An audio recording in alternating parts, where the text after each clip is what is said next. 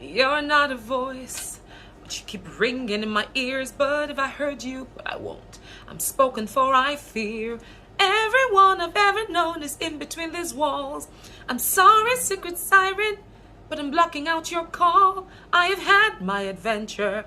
I don't need something new. I'm afraid of what I'm losing if I follow you, risking if I follow you into the unknown, into the unknown, into the unknown. Hi there, I am Stepfred. I hope you're having a fantastic day. I needed to start, I needed to put some smile on my face, and when I turned on the video to start recording, I was not sure how to smile and I thought it was made plastic. So I needed to sing a song that would put a smile on my face, and I think that did. How are you? I hope you're well. It's been a bit. I have been brooding over what to come here to say, and it's often from on my journey to becoming that I pull out stories from my process of becoming from the past, my process of becoming towards the future, and hey, just enjoying life in the process. And today I am going to be talking about something that I believe has affected many people, particularly those of my generation, the millennials, and it's the phrase or the saying, jack of all trade, master of none. Oh, the number of people that sentence or that phrase or that adage has left in bondage. And I hope to share some light into it today. Stay tuned, but while you are that, click the link on my channel and please subscribe. I am begging you, please click the link, subscribe to my channel, share, like, and hey, looking forward to seeing you shortly.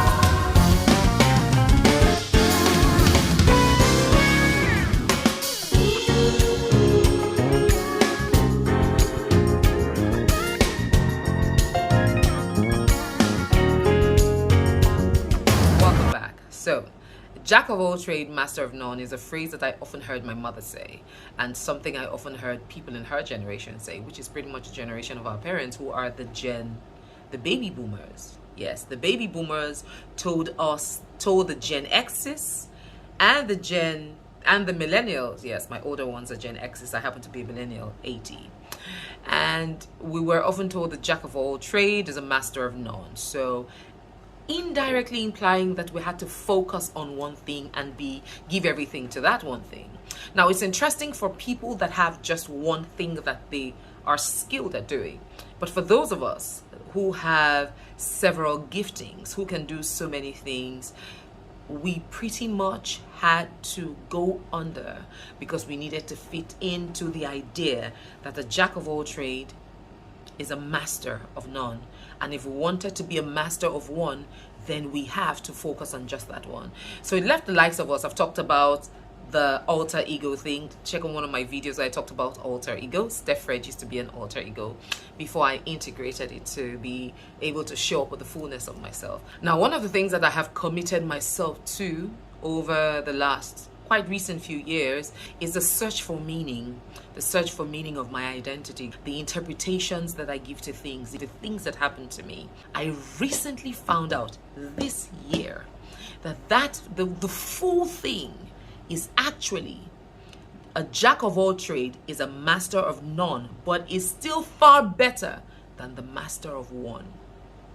How is it that we oftentimes pick a part of a whole and run with it and probably change other people's perspectives with it? Sometimes they get confused, sometimes they get thrown off the track because of our inability to give them a fuller perspective and allow them to make the decision themselves. Now, understanding, not blaming anyone in the baby booming generation, the Gen X generation, because they pretty much operated up to their level of awareness. Now that awareness has come to us or to me, what am I going to do with the awareness? Am I going to spend it blaming those who I think made me to lose out on possibility or on things that I would have benefited from? Or would I, from the moment I discover I get a new level of awareness, I begin to do things differently? From childhood, I have always been called a jack of all trade. I sing, I dance, not as much as I used to dance before because my coasts have been enlarged. I love to make people laugh. I was in theater. I mean, I have been in theater since primary school. Stage was my happy place. But then, of course, I wasn't allowed to read theater arts because it wasn't a prestigious job at the time. Now it's prestigious. But that's okay. I'm very happy for how far I have come. And I am open to theater. If you know someone that's looking for, I am a full package. Let me just advertise myself here. I am a full package. I sing, I dance, I am a phenomenal actress. As you get up where they're born and with.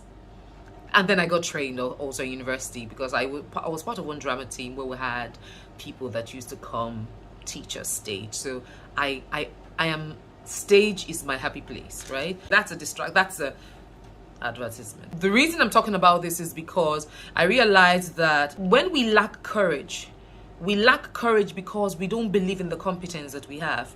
Courage is just the far end of the stick. The beginning part of the stick is competence. Now, sometimes we have competence, but we don't realize that we have that competence. So we can't use it effectively. We can't put it to use.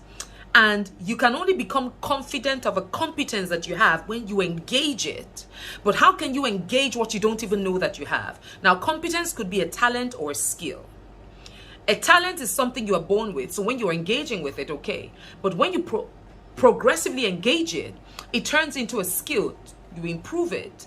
And as you engage it and win with it progressively or achieve new milestones, you become more confident of your craft.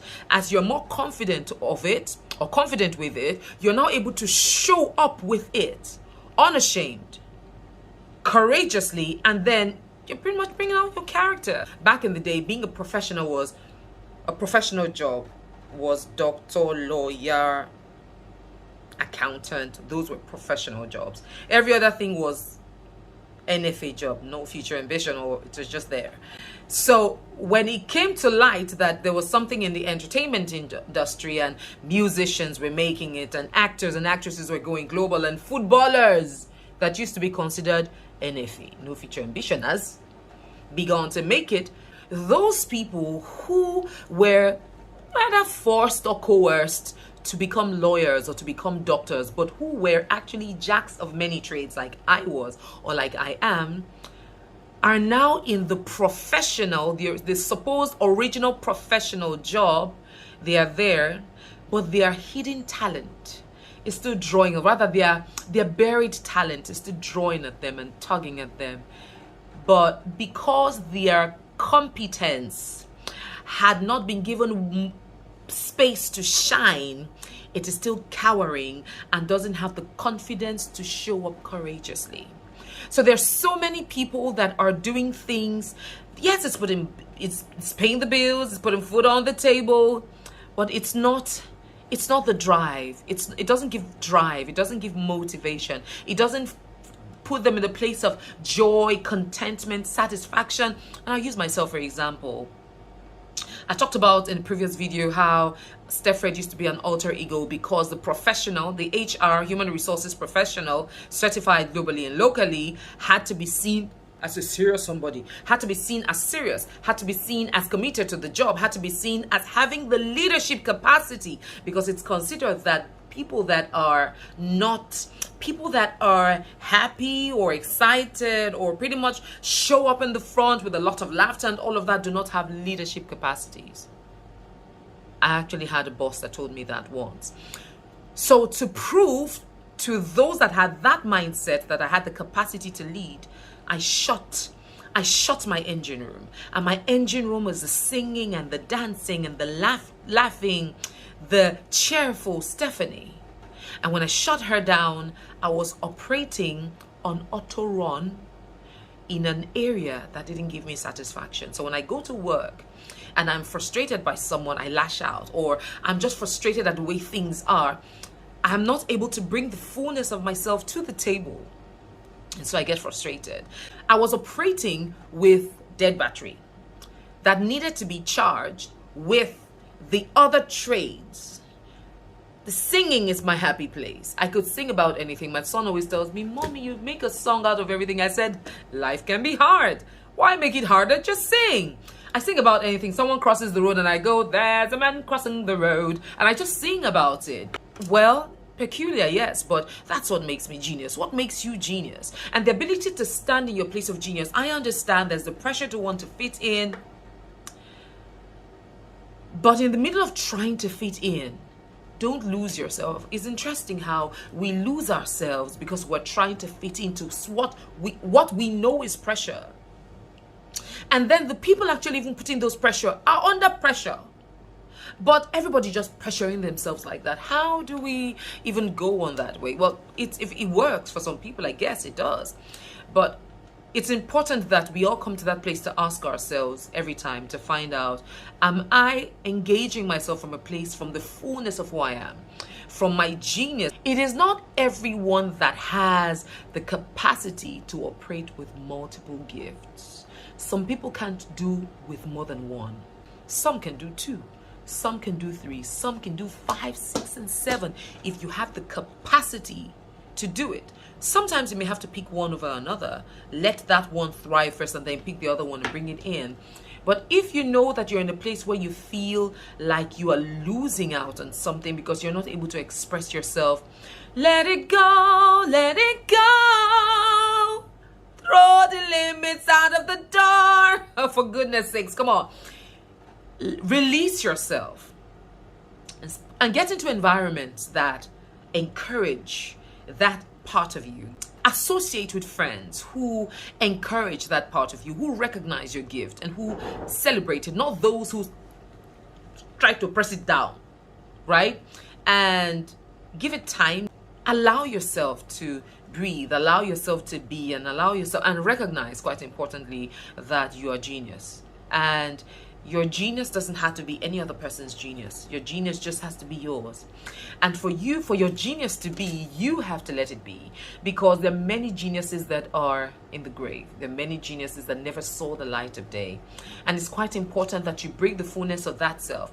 Now, I always say that whatever you're bringing to the table shouldn't just be for self-aggrandizement. Let it be something that has mutual interest, beneficial to self, and beneficial to society. So what is your gifting? What is your genius? And how can you use that genius to impact your world? Think about it. That's what I pretty much wanted to talk to you about today. Don't let anyone to make you feel that because you're a jack of all trade, you're a master of none. And it's like as though you don't do it. No. You may be a jack of all trade and a master of none, but you're still far better than a master of one. So don't take for granted the gifts that you have. Don't take for granted anything that you have, and use this to check every other thing that you have been told. Always evaluate. Always try to give meanings to the things that you have heard, and try to check the meanings and the interpretations that you've given over the years so that you can make adjustments, so that you can correct some things that may have been wrongly interpreted, and ensure that you don't pass the same faulty interpretation to the next generation who's looking up to you for guidance. Okay, so if you don't find yourself and if you don't operate in the fullness of yourself, how do you think that you are going to be able to teach your children how to operate in the fullness of themselves? And it's not too late. If you find out that it's at 54, that find out that, oh, I wanted to be this, but I couldn't. There's still opportunities. You can still be, you can be whoever you want to be at whatever age. I remember in the Black Panther, there was a particular woman that said her first acting gig was at 70-something, and she acted in the Ogbologbo Almighty Black Panther. Your genius can shine through at any age. My people say now, when day break, now be your morning. Whenever your day dawns, that is your morning. So pick up from there and make the best of it. And I always end with this, that no matter what comes or goes, no matter what gives in or doesn't, you never give up until you win. And even if you don't win, it's okay. Just ensure that you finish strong. Finish strong with the fullness of your genius. And if you ever have the opportunity to start all over again, make sure that you do it in the best way that you know how. And so long as you're sure that that is the best way that you know how, your best is good enough up until you know better. And when you know better, do better. I am Steph Fred. You have a fantastic day. Cheers.